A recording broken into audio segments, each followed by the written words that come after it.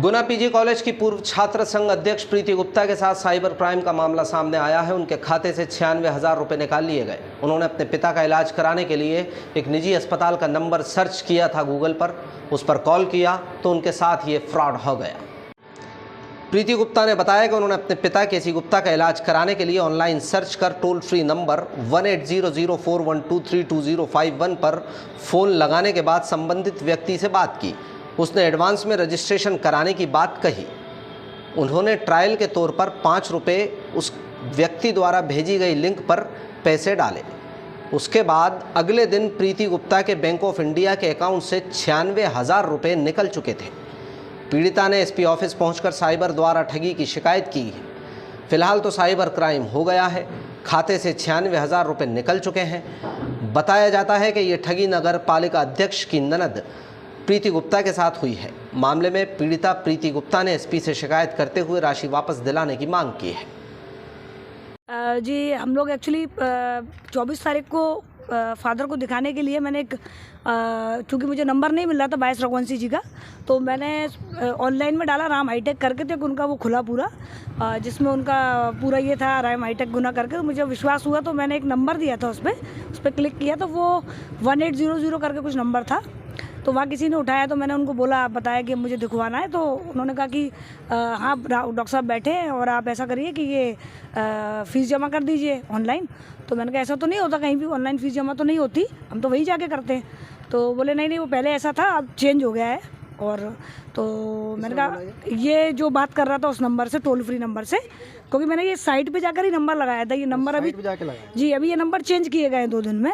वो 1800 करके उसी पे नंबर डाला हुआ था। हॉस्पिटल का लगाया था। मैं हॉस्पिटल में जो आइकॉन होता है उसका फ़ोन का, कॉल करें उस पर जाकर के किसी नंबर पे गया था।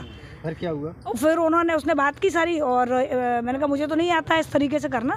तो बोले मैं आपको बता देता हूँ। तो तुरंत ही उसने कुछ सेकंड के अंदर ही एक दूसरे मोबाइल नंबर से मेरे मोबाइल पे लिंक भेज दी कि आप देखिए मैंने हाई करके एक लिंक भेजी है।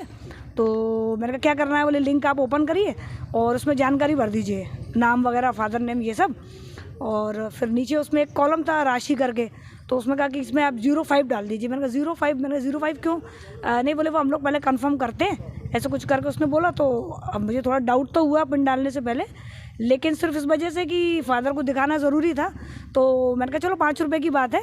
तो मेरा इतना दिमाग नहीं गया उस समय लिंक पर, और मैंने उसको 5 रुपये डाल के पिन डाल दी और ये चीज़ हो गई। उसके बाद में जब मुझे थोड़ा लगा कि नहीं ये गड़बड़ है, तो उसने जब पूछा किस बैंक से ये, तो मैंने उसको बैंक सही नहीं बताया, मैंने फ़ोन काट दिया।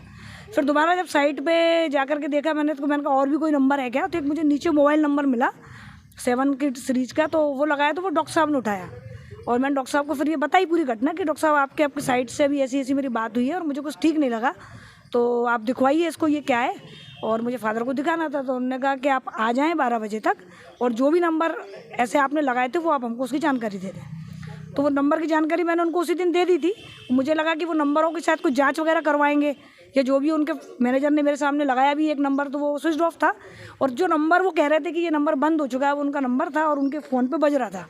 ये उनको भी आश्चर्य हुआ, जो एक नंबर और था उसी में नीचे बंद हो चुका था। वो कह रहे थे कि ये तो मैं काफ़ी समय पहले बंद करवा चुका हूँ। और वो उनके जब मैंने कहा आप लगा के देखिए फ़ोन, मेरी तो आप पे से बात हुई है। तो जैसे ही उनके मैनेजर ने वो नंबर लगाया, तो उनके सामने उनके फ़ोन पे बज रहा था। तो उन्होंने कहा अरे ये कैसे बज रहा है, ये तो मैं बंद करा चुका हूँ। तो 1-2 दिन बाद फिर उनका मेरे पास फ़ोन आया कि मैडम मैंने वो नंबर चेंज करवा दिए हैं। तो मैंने कहा सर मेरे पास तो आपका यही नंबर है। बोले नहीं मैडम ये गलत है, आप दूसरा लीजिए मुझसे। मैंने कहा बात तो इसी पे हुई है। तो ऐसे करके तो मैंने कहा सर इसको दिखवाइए क्या है।